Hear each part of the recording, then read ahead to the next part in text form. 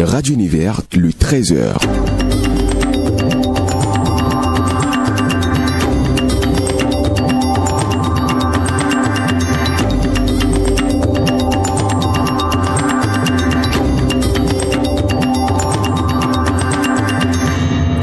Bonsoir à chacun, bonsoir à tous. Merci d'être à l'écoute d'Univers Midi de ce jeudi 23 mai 2024. Bienvenue. Les compilations se poursuivent au niveau de la Commission électorale fédérale autonome CEFA après la tenue des élections hier ici à l'université d'Abomey-Calavi de la Fédération nationale des étudiants du Bénin. Reçu en interview par notre rédaction, le président de cette instance donne les raisons que vous allez suivre dans cette édition.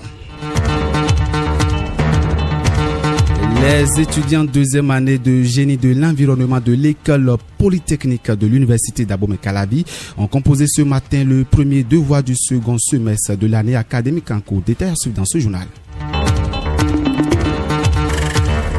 Au Tchad, le premier ministre Sucé Masra présente sa démission après sa défaite aux élections présidentielles remportées par le général Mahamad Idriss Déby Itno.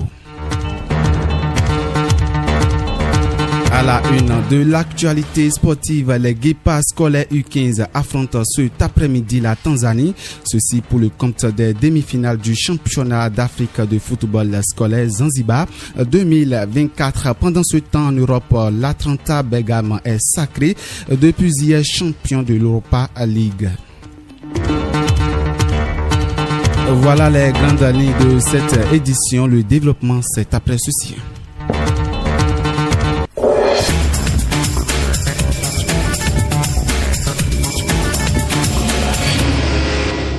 Et je l'annonçais en titre, les étudiants de l'université d'Abomey-Calavi étaient aux urnes hier pour élire de nouveaux responsables à la tête de la Fédération nationale des étudiants du Bénin. Pendant environ 9 heures de temps, ils se sont attelés à accorder ou non leur voix à la seule liste en compétition dénommée Renaissance. Au lendemain de la tenue de cette élection, les compilations se poursuivent au niveau de la Commission électorale fédérale autonome CEFA. Reçu au téléphone par notre rédaction, le président de cette instance ayant organisé ce scrutin dévoile les raisons qui expliquent le retard noté dans la publication des résultats provisoires. Mohamed Tanikaï. Non, je continue de faire la compilation. Enfin, ceux d'Adjara là, ils sont venus tardivement hier. Ils sonnaient déjà 0 heure, on n'a pas fait ça. Ce matin, ils sont en train de faire leur point et tout, pour voir les choses et en train de faire la compilation. La liste Renaissance est portée par Marius Tchomakou, ancien président du bureau d'union d'entité de la FLAC. Les étudiants de l'école polytechnique d'Abomey-Calavi ont composé dans la matinée de ce jour le premier devoir du second semestre. Cette composition concerne les étudiants deuxième année de génie de l'environnement. Elle a eu lieu dans le centre de l'école polytechnique d'Abomey-Calavi. Pour les quelques étudiants rencontrés, les épreuves étaient abordables. Cette semaine, nous avons démarré notre premier devoir du second semestre. Je suis en licence de génie de l'environnement. On a démarré cette semaine, le mardi précisément, puisque le lundi c'était jour férié. Aujourd'hui, nous avons composé la phytosociologie. C'était un devoir abordable, oui, l'épreuve était bien. On a pu quand même répondre à la majorité des questions qui ont été posées. Si cela continuait comme ça, si les épreuves étaient aussi abordables que l'épreuve précédente, ce serait vraiment bien pour nous. Déjà, les épreuves, ça n'a pas été compliqué. Les épreuves sont abordables pour quelqu'un qui a appris que les épreuves sont bien et tout se passe comme la normale. Je pense que les épreuves sont abordables. C'est un devoir. Nous avons fini de composer la phytosociologie. Actuellement, nous préparons pour les ressources naturelles. Nous sommes en train de réviser et nous espérons que nous allons bien finir les devoirs et que les notes seront abordables. Les matières à venir, nous avons conservation des ressources naturelles, limnologie, topométrie, éco-éthologie systématique. La composition se poursuit dans le centre de l'école polytechnique d'Abomey-Calavi. Et on revient sur l'actualité liée aux élections de la FNEB où, après la fermeture des bureaux de vote, une équipe de notre rédaction s'est déroulée aujourd'hui. Bon nombre des étudiants affirment ne pas voter. Ils disent ne pas être informés de la tenue des élections du renouvellement du bureau exécutif de la Fédération nationale des étudiants du Bénin. On les écoute.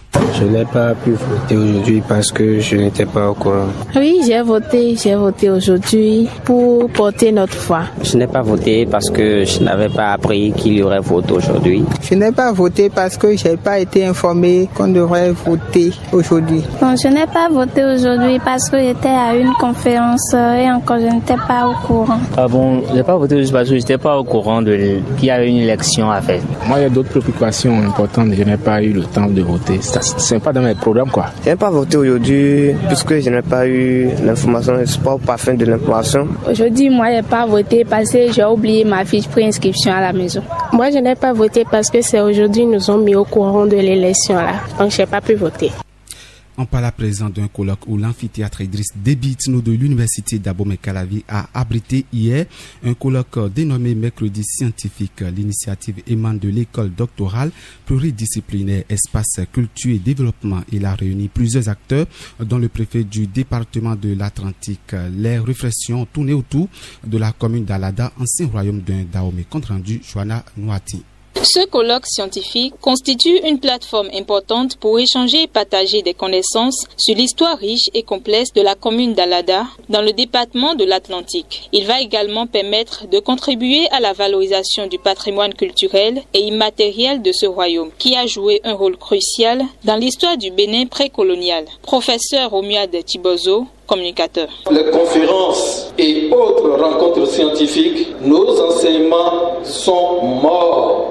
Ceci a déclenché l'adhésion de la majorité des participants. Cela est d'autant plus vrai que les échanges avec nos pairs au cours des manifestations scientifiques permettent entre autres d'enrichir nos pratiques de l'enseignement et donc des cours et permettent de mieux assister et orienter les étudiants dans leur quête de recherche. Les conclusions et les recommandations issues de ce colloque vont alimenter la réflexion sur la préservation et la promotion du patrimoine historique et culturel du Bénin. Professeur Placide Clédio, directeur de l'école doctorale pluridisciplinaire Espace Culture et Développement. Donc ce colloque va nous permettre de voir comment est-ce que nous allons utiliser les potentialités de ce royaume-là pour le développement de la nation. L'activité, c'est une partie de l'école doctorale, mais surtout l'association de développement de la commune d'Alada qui a voulu qu'on puisse mettre en exergue les potentialités du royaume, et moi je l'ai inscrit dans le cadre des activités du mercredi scientifique de l'école doctorale. Alada constitue le royaume qui a donné naissance à notre pays même. Le corps académique a été représenté par de nombreux enseignants-chercheurs qui témoignent de l'intérêt scientifique pour l'étude approfondie des anciens royaumes du Bénin. Le choix est porté sur la ville d'Alada puisque c'est un état au cœur de ces anciens royaumes. Bien à vous, Johanna Nouati. L'eau de ruissellement ne cesse de barricader la voie aux étudiants et aux usagers de l'amphithéâtre de l'Institut de la langue arabe et de la culture islamique. Ceci laisse l'amphithéâtre dans une insalubrité. Reportage Philbert Horton, présentation au Sénisiki.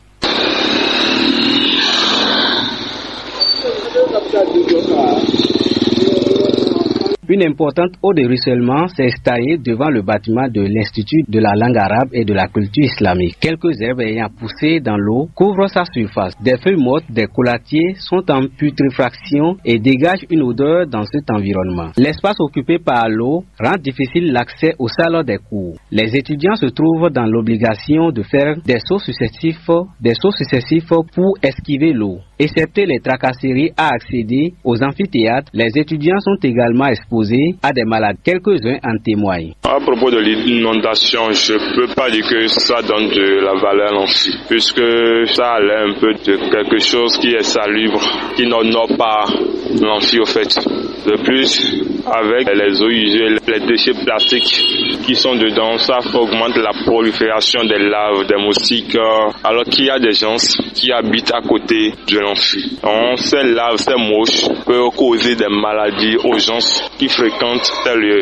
C'est dans cette perspective que j'invoque les représentants de l'Institut de la langue arabe et de la culture de l'islam à faire diligence de mettre en pratique les politiques ou des approches pour régler le problème d'inondation qui se pose actuellement. L'eau qui se trouve à côté de l'amphi l'acier n'est pas du tout bon parce que ça peut produire beaucoup de dégâts. Il y a les moustiques qui vont sortir, qui vont déranger les étudiants. Il y a les herbes qui poussent dedans qui n'est pas très bon et ça fait sortir des odeurs pas possibles. Donc je prie aux autorités de pouvoir chercher des solutions pour résoudre ce problème.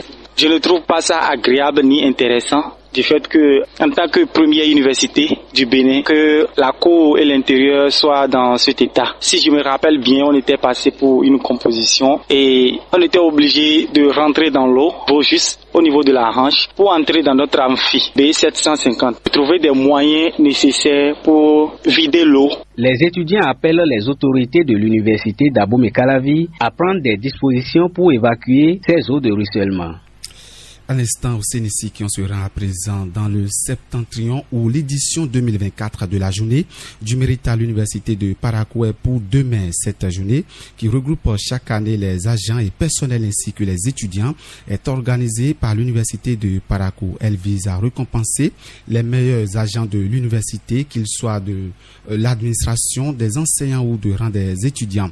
C'est à travers un communiqué que le recteur intérimaire du professeur Alessandre Salako a laudé à porter la nouvelle à la communauté estudiantine. Il invite la communauté universitaire à prendre part à cette célébration. 13 heures passées de 12 minutes, vous suivez Univers Midi et je vous en remercie.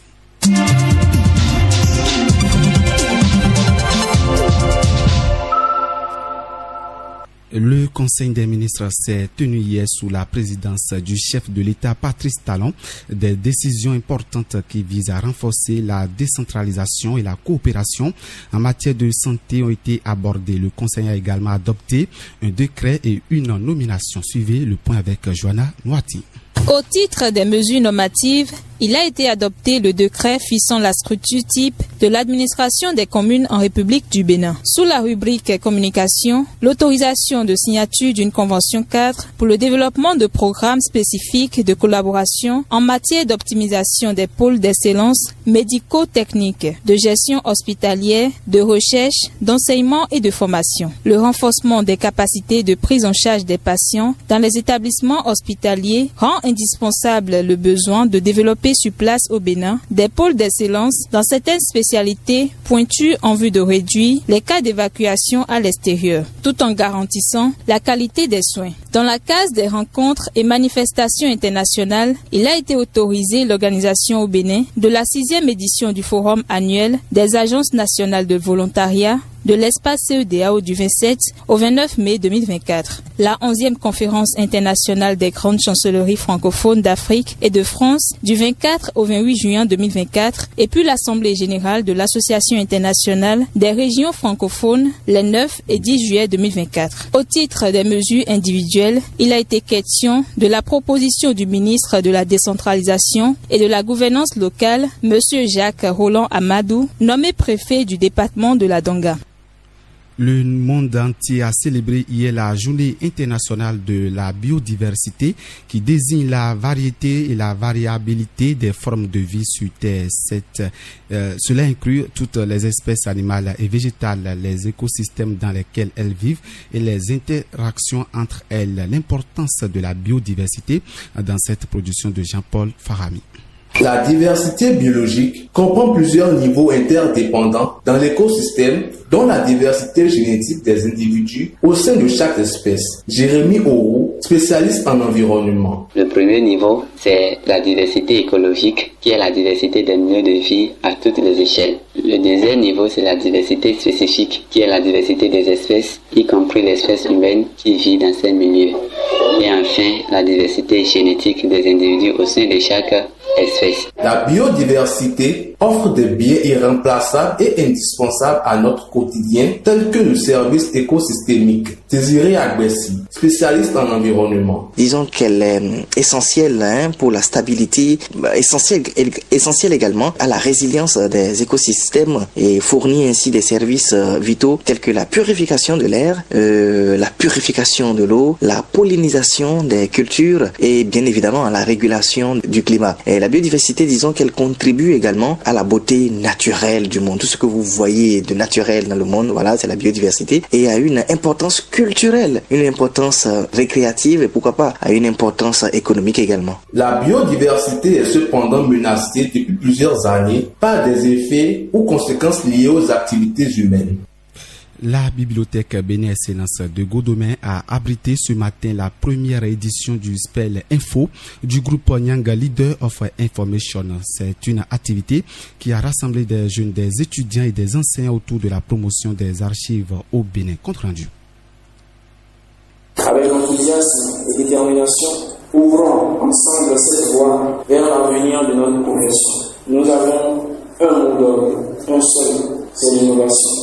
Et nous sommes les game changers. C'est nous qui allons apporter de la nouveauté dans. C'est sur ces mots de bienvenue du président d'organisation Paolo Lacoussan que la première édition Spell Info est lancée. 2 jours pour comprendre l'importance des archives et des débouchés de cette profession. La conférence sur l'avenir des métiers de l'infodoc et ses nouveaux débouchés est le premier acte qui a marqué l'événement. Selon le président à l'organisation, cette activité vise à promouvoir le métier d'archiviste au Bénin. Paolo Lacoussan. Nous, étudiants de la filière SIDA-LENA, avons créé la communauté des Young Leaders of Information and Documentation avec un objectif clair, valoriser notre domaine d'expertise et promouvoir l'importance cruciale de la gestion de l'information à l'ère du numérique. Dans un monde où les données affluent de des conférences, des panels, des réseautages et jeux sont entre autres les activités prévues au cours de ces 2 jours de réflexion. Monia Rontondi, vice-présidente à l'organisation. Comme activité, nous avons déjà des formations, des réseautages et des conférences pour nous initier. Quand je parle d'initiation, il y a également des novices qui seront présents pour nous initier au métier de l'information, mettre la lumière dessus et quand même nous permettre d'avoir beaucoup plus d'opportunités pour ceux qui sont déjà dans le domaine et ceux qui sont sortants cette année. Diffusion de la prestation théâtrale et partage d'expériences sont les activités prévues pour le compte de cette première journée. L'activité va prendre fin demain.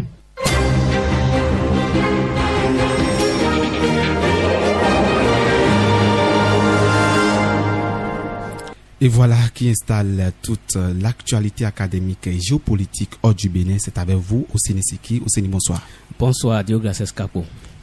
Une polémique après l'arrestation des opposants accusés de diffamation à l'encontre du Premier ministre Ousmane Sonko au Sénégal. L'activiste Bah Diakhaté et le prêcheur Cheikh Ahmed Tidiane sont toujours en détention après avoir attaqué le Premier ministre sur les réseaux sociaux et ses récents propos sur l'homosexualité. Les 2 hommes font l'objet d'investigations pour diffusion et de fausses nouvelles et offense à l'encontre du chef du gouvernement. Le procureur devra décider demain de l'ouverture d'une procédure judiciaire ou les libérer. Les arrestations fait polémique dans le rang de l'opposition. Nombreux sont ceux qui dénoncent cette arrestation et plaident pour préserver la liberté d'un débat démocratique. Nous sommes au RDC. Vital Kameke, élu sans surprise président de l'Assemblée nationale.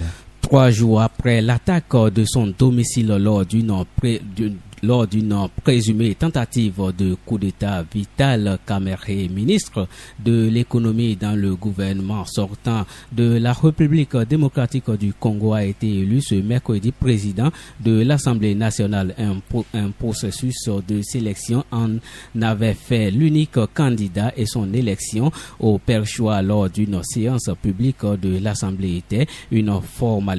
Les seules voix qui lui ont échappé étaient 36 bulletins nuls ou blancs sur un total de 407 votants. L'élection du bureau de l'Assemblée va dégager la voie pour la mise en place du nouveau gouvernement. Et vous nous dites, le président gabonais effectuera son premier voyage officiel en France du 28 mai au 2 juin au Sénégal. Quel est l'objectif de ce voyage? Brice Clotaire Oligui Nguema se rendra à Paris avec plusieurs ministres, notamment celui de l'économie. Une visite de travail durant laquelle il sera reçu par le président Emmanuel Macron à l'Élysée. Relations bilatérales au sujet d'intérêt commun comme le climat et les forêts ou encore la bonne marche de la transition gabonaise vont être au menu des discussions pour Libreville. Cette visite de travail doit notamment servir à se démarquer des pays du Sahel comme le Mali, le Burkina et le Niger, secoués par des coups d'État et le rejet des intérêts français. Les licences de médias suspendues définitivement et retirées en Guinée. En Guinée, les autorités locales ont retiré définitivement les licences de radiodiffusion d'espace FM, d'espace TV, Joma TV, Joma FM et FIM FM. L'information a été rendue publique par un arrêté du ministère de l'Information et de la Communication. Le ministère explique que le retrait de ces licences est dû par le non-respect du contenu des cahiers de charges conformément à la réglementation en vigueur en République de Guinée.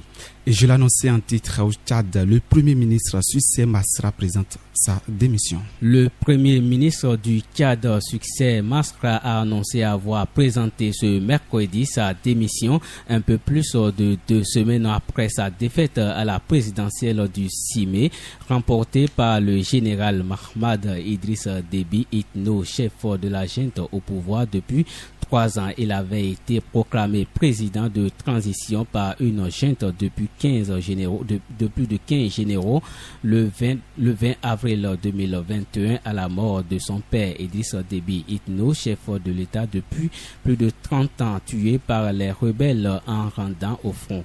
Le jeune général a été proclamé officiellement élu à la présidentielle avec 61% des voix.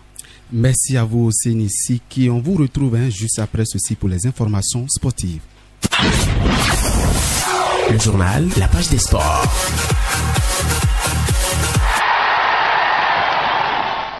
Championnat d'Afrique de football scolaire Zanzibar 2024, les demi-finales se jouent cet après-midi. Évidemment, la première fiche va opposer le tenant du titre, la Guinée, bien entendu, face au Sénégal à 13h30 GMT. 1 heure plus tard, la Tanzanie, pays hôte, va se mesurer aux Béninois, faut-il le rappeler. Et la troupe dirigée par Edmé Kodjo a totalisé 2 victoires en 3 sorties, 3 points.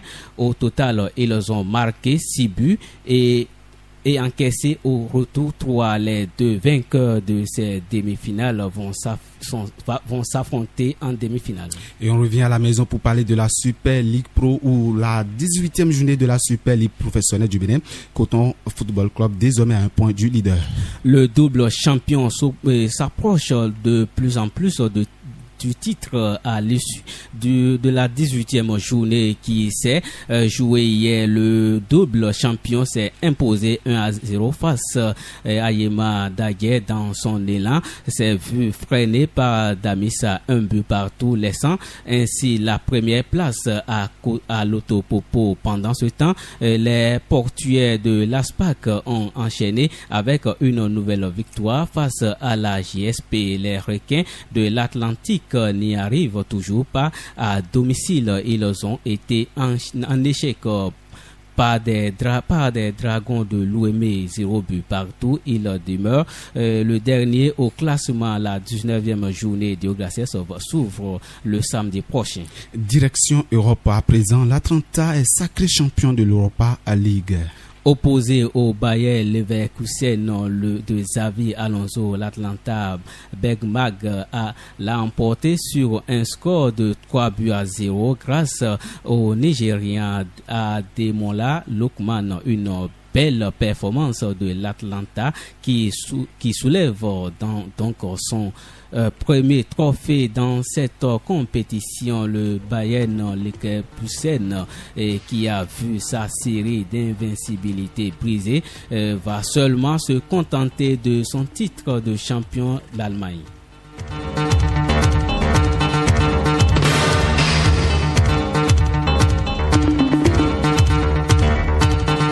Et voilà qui met un terme à cette édition. À la réalisation Delphine Roui, à la cabine technique Igor Tonwewa et en direct sur nos canaux digitaux Placide Kagbanon. Merci de nous préférer devant ce micro. Je suis Osias Deogracias Kakpo. Retenez ceci, la vie nous donne les amis et les ennemis qu'on mérite. C'était Univers Midi. Bel après-midi à tous.